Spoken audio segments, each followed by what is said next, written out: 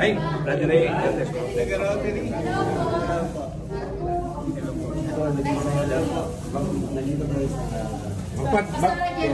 Mag-flying order na tayo sa Torondos, ha? Akalon, tayo pumoto? Tama ba? Ate, ikaw mag-confirm, tama ba? Si Brother Ray. Ay, Brother Ray.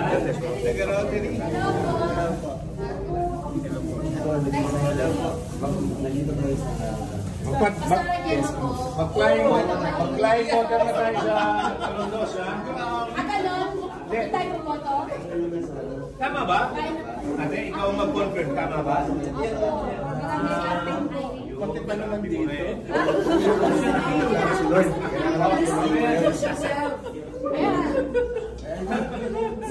Ayan na. Ito na yung hinihintay natin.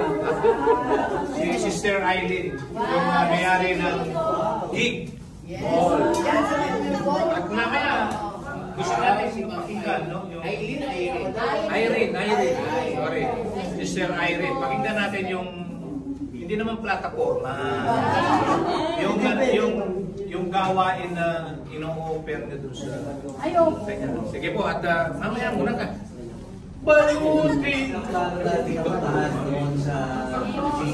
Ilang umabot sa atin. Sister Irene.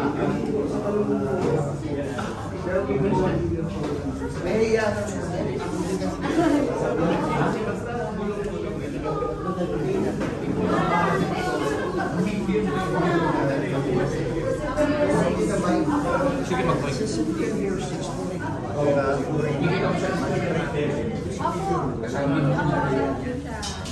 Team Gallardo.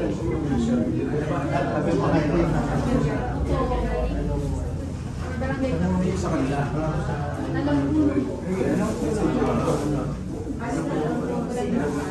Yan sa Bulan Cruz niya, sa Bulan Lupa. Okay po yung kapitalo na. Hello, Mike Tyson. Sige po, at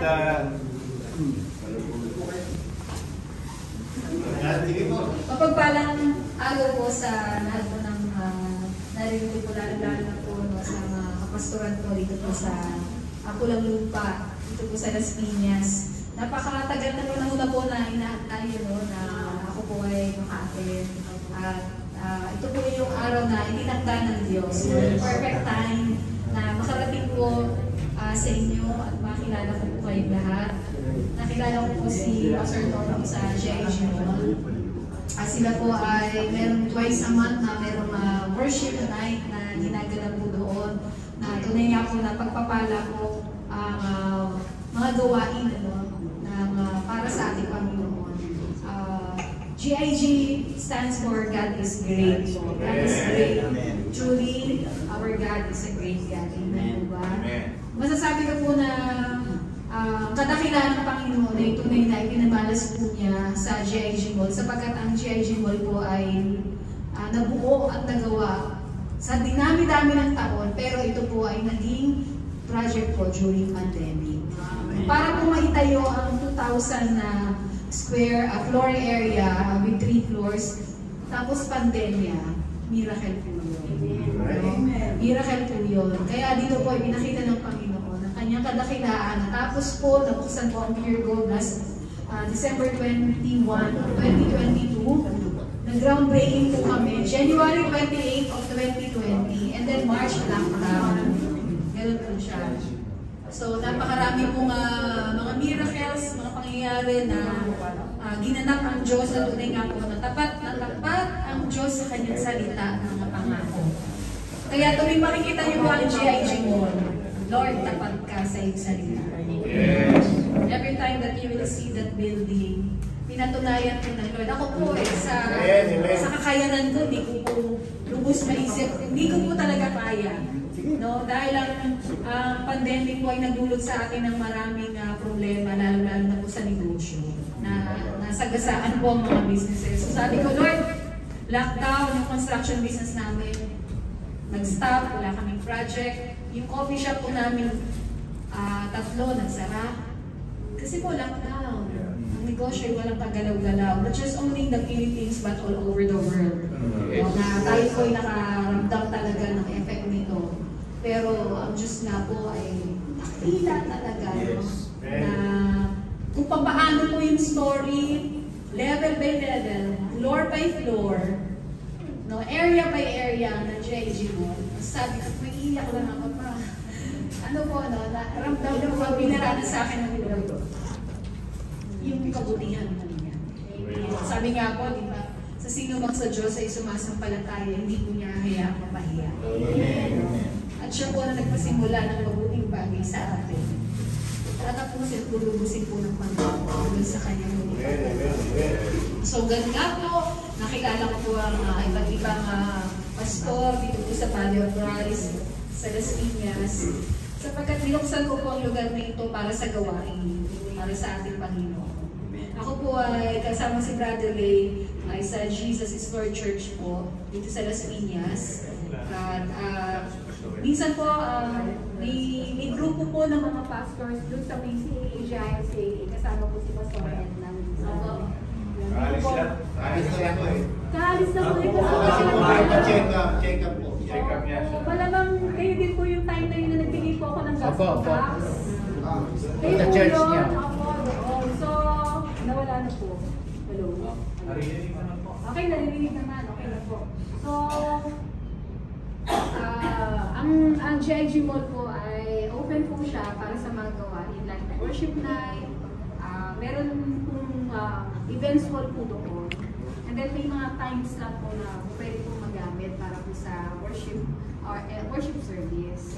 So, ayun po, meron po kasing sa third floor yung GPMCC, Pastor Edwin Estradianes po. Sa third floor po sila. Fix na po yun. Meron po ganito kalaki po. Mas malaki po dito na nung una po pinare-rent po sa kanila. So may sign sila ng contract. They rent 25,000 a month. Kaya lang, habang tumatagal sabi ko, Lord, parang hindi ko ma-ating na church. Yan, may gawain. Yan, nagpapaupa ako. Pero, inausap po sila Pastor Edwin. Sabi ko, Pastor, ano, gawain yan. Nakikumupa. Buong pa na rin kami doon. Kung pwede nga lang po talagang... Pwede ba gumamit doon during the anniversary? Pwede po, pwede po. So, glory to Kapit God na sa amin, po. November. September 6.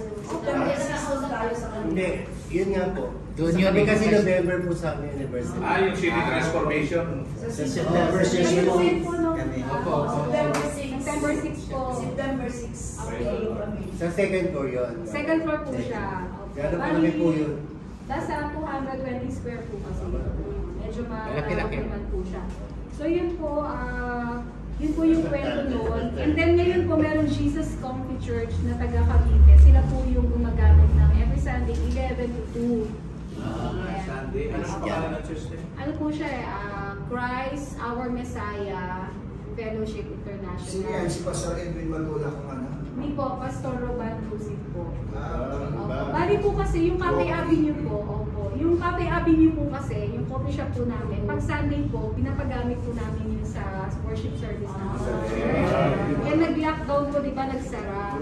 So, sila po yung magamit dati sa Imus branch namin, na cafe. Nung ano po, nagsara na po yun, dito po sila napalipat sa GIG po. Nag-start po sila ng Philippines ulit na branch.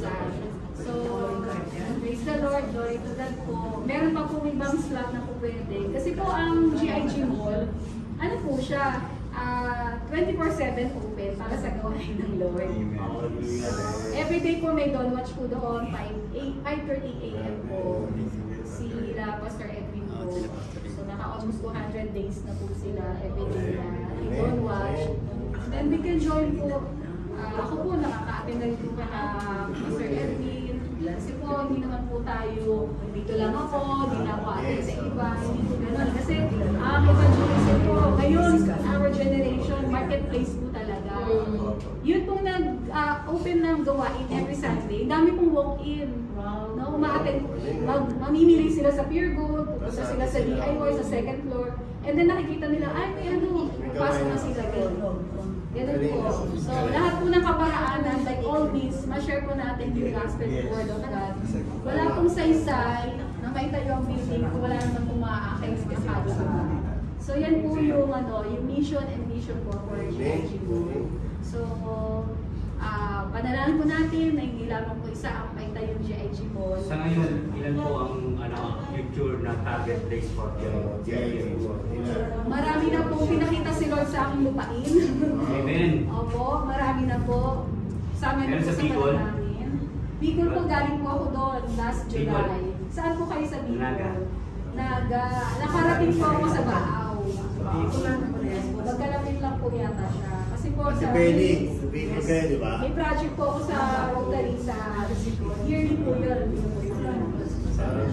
Bali, ang hindi pong lingkod sa Friday night, kasalukuyan din po presidente ng Rotary. This year po, 2023-2024. So, Rotary chapter ng Manila or what? Rotary chapter po ng Mandaluyong. Kahit po taga-Mandaluyong po, Rotarian ako ng Mandaluyong, I can do also projects kung saan po gusto. Like, napunta po kami Bicol, and then may Caloocan project po kami, Muntinlupa, and doon po sa Las Piñas. Muntinlupa, galing kayo. Bali sa Muntinlupa po, more on feeding project, pero kami sa mga Kung kalimutan yung pulang lupa, Opo po na. Opo, yun. Nagawa tayo dyan. So, isa pa po sa pagtawag ng Panginoon, ay ito nga po, na tumakbo po ngayong darating na eleksyon bilang barangay captain po sa Tanong. Finally, pinagtagpo niyo po kami, nakita namin, nakakilala ang bawat isa. Salamat sa buhay. O Diyos ni Ate Irene, at ganoon din po, Panginoon, kay Brother Ray, kay Ate Clarice. Salamat sa kanilang pagdalang po, Panginoon. At alam mo, Panginoon, ang mga plano, mga desisyon na ginagawa nila o gagawin nila, amin pong itinataas sa ito, Panginoon. Let your will be done, Panginoon. Pati mo, ang laman ng kanilang puso, hindi lamang paglilingkod sa iyo, kundi maging paglilingkod sa tao, Panginoon, ng kanilang sinanay. Ganun din po, itong pinagkatiwala mong negosyo, kaya rin itong gig mall, alam niyo po, Panginoon, na ito ginagamit sa ngayon, at patuloy na gagamitin, Panginoon, para makakuha, makapagdala ng kaluluwa sa iyong paanan. Maraming salamat po, Panginoon. I-bless mo, O Diyos, ang buhay spiritual ng bawat isa, at salamat po, Panginoon, sapagkat alam ko po, alam namin, ng mabuting gawain na pinasimulan mo sa buhay ng bawat isa amin, ay kukumpletihin niyo, Panginoon, hanggang sa muling pagbabalik niyo po. Salamat po, blessing upon blessing sa buhay ng bawat isa. Muli, salamat sa pagbisita ni Ate Irene, ni Brother Ray, ni Ate Clarice dito sa Pulang Lupa Pastoral Fellowship. Amen. Lord, dismiss us, Lord, with your love, at ganoon din po ang pag-iingat mo sa bawat isa sa amin. Salamat po. Hindi naman po ito, o Diyos naman, hindi ito ang maging unat huling pagtatagpo namin, Panginoon. Pagkos ito ang simula ng aming fellowship, sapagkat kami naman ay isa, kami bahagi ng iyong spiritual na katawan, at nawa gaganap ang bawat isa for your glory alone. In Jesus' name, I pray this, we pray. Amen.